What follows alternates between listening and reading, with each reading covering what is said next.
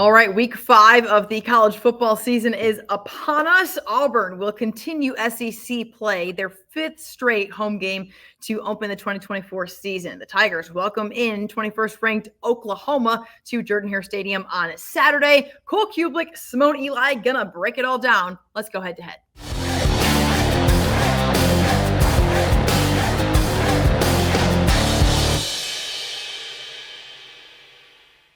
Welcome in, everybody. Cole Cubelic, Simone Eli joining you for another edition of Auburn Football Head-to-Head. The Tigers opened up SEC play last week with a loss to Arkansas at Jordan-Hare Stadium.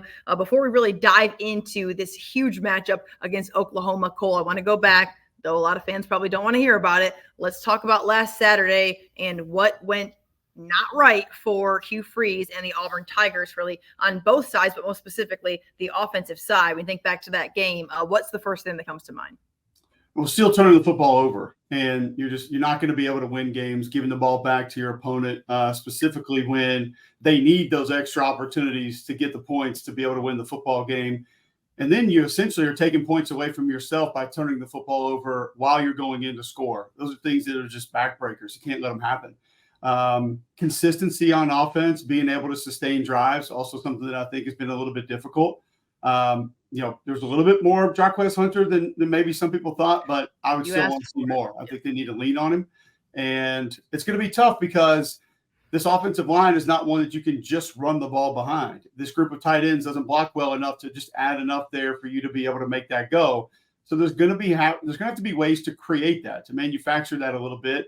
You keep in mind, this is an RPO-based offense. Without the run game, there is no R in the RPO, so it makes it difficult. If you can't get things going early in drives, you're not going to be able to add some tempo to it and be able to utilize that. Hank Brown did not recognize zone coverage, stared down his receivers, 3 turnovers, 3 interceptions in the first half. I think it's the first time that's happened since 2006 for an Auburn quarterback, and put him in a bad spot. Peyton Thorne came in, I thought did some nice things. His mobility, I think he showed you it can help that way. And thought he threw a couple of nice balls, but we still have receivers that are going to tip footballs, that are going to lead to interceptions. That's got to stop. And you got to find a way to sustain drives, lean into guys that want to help your football team. And I'll just say this about last week, Simone. There are a lot of folks that say Auburn has a quarterback problem. It's a quarterback issue. I wouldn't sit here and try to make people believe that quarterback play has been good. It hasn't. But this is not a quarterback problem. Until receivers want to learn to try and block people on the perimeter, or when they're asked to crack back on a toss sweep, actually make contact with the defender, or tight ends want to get involved in the run game from a blocking perspective. 86 did some good things in the run game. It was okay. But the rest of them are just almost a liability when it comes to running the football. When the offensive line wants to stop whiffing in guys in pass protection and in the run game, then we can say it's just a quarterback problem at Auburn. It's a collective offensive issue right now as to why they can't continuously move the ball. But I know, with all respect to that entire thought, could not agree more. You look at several positions, a lot of guys in different rooms not doing their job. There's no question that when you talk about the fan base and you talk about finger pointing, you're going to put the spotlight on the quarterback. And so I want to go there for a minute, not to try to go away from what you just said, because I totally agree in every facet. However, when you look at what happened last week and you look at the change that was made to go with Hank Brown, which very clearly did not, achieve success there in the first half, 3 turnovers, like you mentioned, and interceptions that weren't great. It was like a sudden change late in last week. And a lot of people have alluded to different things in different networks, all, different opinions, radio shows, and whatever. Is there an issue at Auburn right now with who's calling the shots, with what is actually happening behind the scenes? And this goes back, I've covered this team for 10 years and you've known it your entire life, that there's interworkings, like there's politics, like there is with every single program. How much of a problem is this? And is it going to continue to be one, in your opinion? I don't know to the extent of if there's a problem or how big of a problem it is, but I do think it was odd that Hugh Freeze's tone on Monday and Tuesday was very different than it was on Wednesday, Thursday before Hank Brown makes his first start. And I do think we talked about it on this show last week. I thought you were jumping the gun. I thought Peyton Thorne gave you the best chance to win.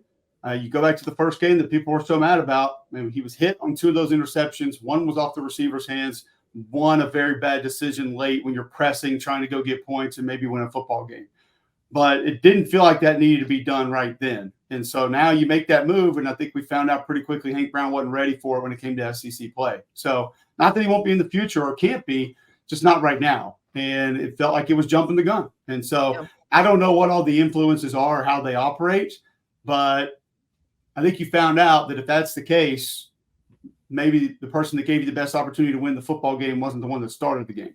Yeah, no doubt about that. Peyton Thorne goes 13 of 22, over 200 yards and a couple scores. Of course, the interception. And again, I mean, it's one of those things, like you said, there's lack of sustained drives. There's lack of consistency and all of that. When you look at what Hugh Freeze has said this week, and that if they played Arkansas 9 more times, they would beat them 9 more times. I'm not asking you to tell me whether you agree with that or not. What do you think that says? Is that a false sense of like, I believe in these guys? Does he really believe in the guys he has in that roster? A lot of them, I mean, you can turn your roster over overnight now in college football. So it's not like he's just dealing with a bunch of dudes that, Harsin threw out there or some, other jackleg there at Auburn. Like, a lot of these guys are his guys. Does he believe in them in the way that kind of sentiment kind of makes it sound like? I think Hugh Freeze was trying to say that if we eliminate mistakes, we know we can win games. And we've been in position to win the last 2. But because of those mistakes, we haven't been able to accomplish that. Now, did he say it exactly the way that a lot of folks would have liked him to? No. Did he should have? Probably not. But I don't think that was him trying to put anybody else down or trying to bring up some false sense of entitlement or accomplishment.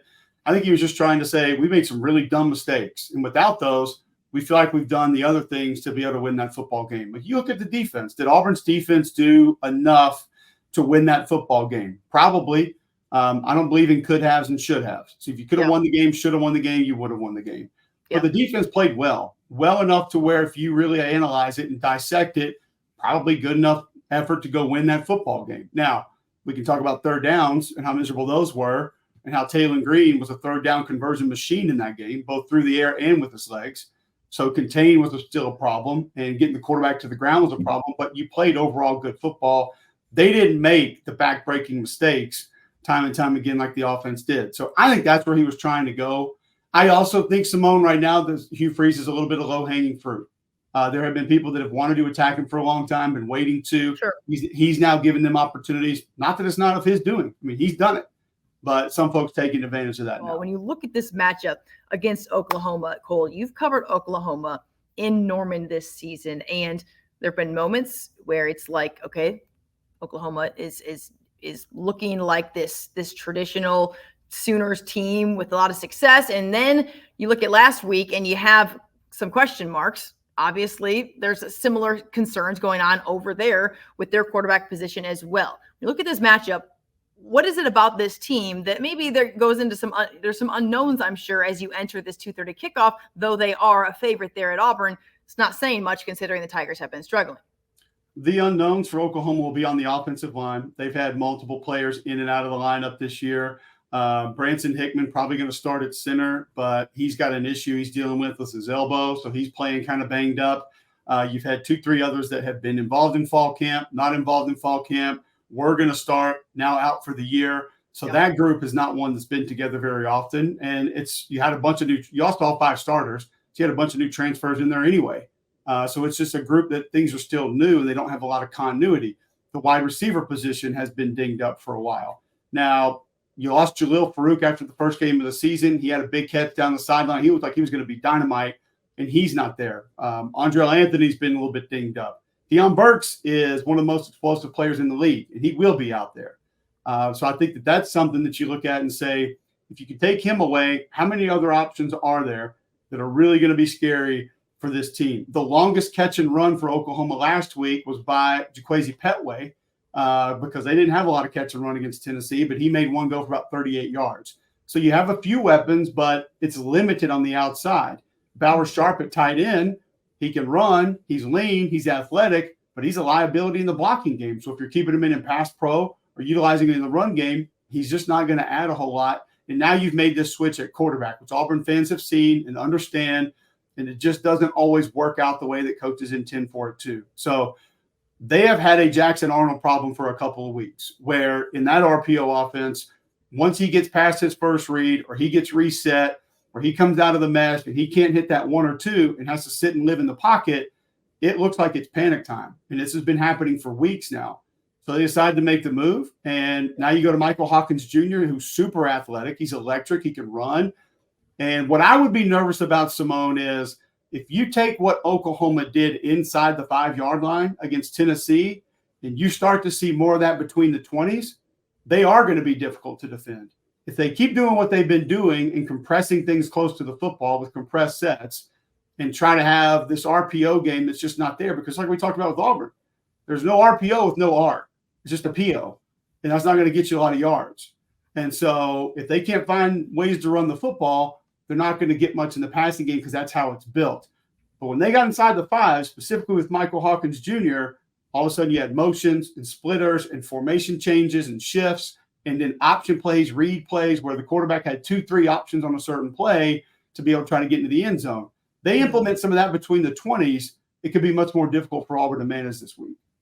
This will be Auburn's 5th straight home game to open the year, and the road is not going to get any easier for this team, as we know. We've alluded to that. I mean, we talked about that 3 weeks ago, and hey, like really needing to come out in this season, in year 2 under Hugh Freeze, make a point early. They dropped to 0-1 in the SEC, as is Oklahoma, who, of course, just lost at home against Tennessee, who we know is one of the best teams in the country this year.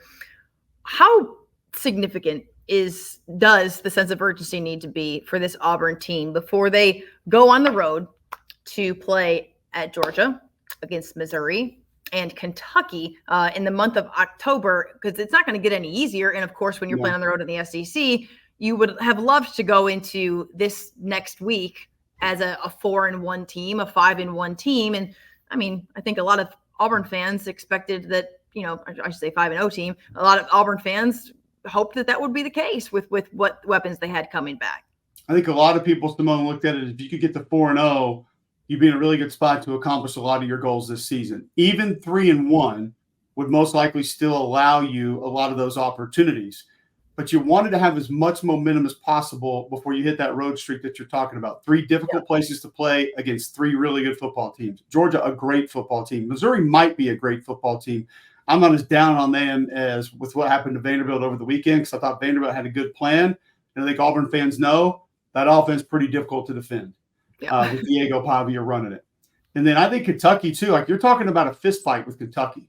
Like, Mark Stoops' football team's not going to back down. They're going to punch you in the face, and they're going to welcome getting punched back. Like, that's just how they're built. It's what they are. And Brock Vandagriff looks like he's getting a little more comfortable at quarterback. So you've got to find something here before you hit this road stand and try to get some good faith and try to get some confidence and try to get a little positivity moving forward, because things could slide in a hurry. I mean, it could get ugly fast if you can't find a way to get a win or two with what's coming up for the next month. Auburn's got to find a way to manufacture points. I don't think Oklahoma's going to score a lot of points. I don't think Auburn's going to score a lot of points. So how can you find ways to get the football into the end zone? I think both teams are going to be searching for that. So maybe it comes down to explosive plays. Turnovers are going to be big, because if it gives you a short field, then your offense that's not good doesn't have to work so hard. So it's going to be an interesting game, and it's one that I know a lot of people look at it as gettable, but I don't know if there's a lot of ways that it's gettable for Auburn this weekend. Well, let's get right to the predictions then. I mean, that was you pretty much laid out your keys there. When you look at this game, how do you think this one ends? I think last week we knew it was going to be a tough one. We felt like it was going to fall in the way of Auburn's favor. Maybe the home at the time, they hadn't made the quarterback change. Maybe thought there was a little bit of confidence brewing, at least knowing this is going to be the guy. That changes, of course. Maybe we would have had a different prediction in that game, given what happened later in the week. What do you think about this matchup, Oklahoma-Auburn on Saturday, 2:30 kick? Just don't like the matchup for Auburn. This defensive line is filthy. I mean, the front 7, really. They are a problem. Dominic Williams is difficult to handle inside. Jaden Jackson's a freshman, and he plays like he's a 5th-year senior. Like, he can hold the point of attack. He can strike and shed. They have speed edge rushers and Ethan Downs, Thomas Mason off the edge. Trace Ford can come in. Kip Lewis, number 10 at linebacker, he can fly all around the place. Danny Stutzman's not fooled by anything at linebacker. He cleans it all up for this defense. And you have a ball-hawking safety in Billy Bowman on the back end. So I don't know where Auburn is able to create things offensively. I think they're going to be dominated up front, And I think you have players at the second and third level that can make up for things if you are able to manage that there. And what have we talked about? Auburn's got to get a run game going. Simone, this ain't the group to be able to go out and try to find your run game against. It's just not. Now, on the flip side of that, I think there were some real positive things that we saw from the Auburn defense last week that they can build upon. I thought DJ Durkin did a good job altering his plan. He went with a lot of edge pressure early, and it became obvious that Bobby Petrino was going to slide that protection and use tight ends and running backs in protection, kind of max it up a little bit. So he brought that pressure inside, and you had a lot of free runners at the quarterback. Well, it's going to be the same story this week because Michael Hawkins Jr. can get out of the pocket, and he can run, and he can hurt you with explosive plays with his legs. I think one or two of those happens. I think they get some easy throws to their slot receiver, Deion Lewis, and he's able to maybe take one to the house. I think Oklahoma wins the game, but literally I think it's lower scoring than people probably even imagine. Like, I'm going to go 14-10. I think Oklahoma finds a way to win this game. Well, I also agree. I do think that Auburn has a lot more questions right now than they do answers, much to the unhappiness of the fan base right now. And I do think it's a 24-14 type game. I don't think Auburn has proven that there's a lot of opportunity for points right now. And you want to see something different. You think about all the talented guys they have. Definitely. We just got 24-14 without an elite defense on the field, by the way. And we're going to have an elite defense on the field this week. Well, there you go. That's a good point. That's a very good. I didn't even think about that.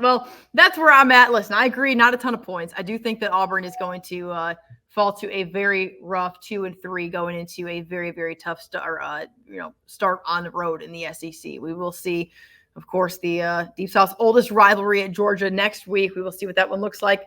Cole, appreciate all of your intake, all the input as always.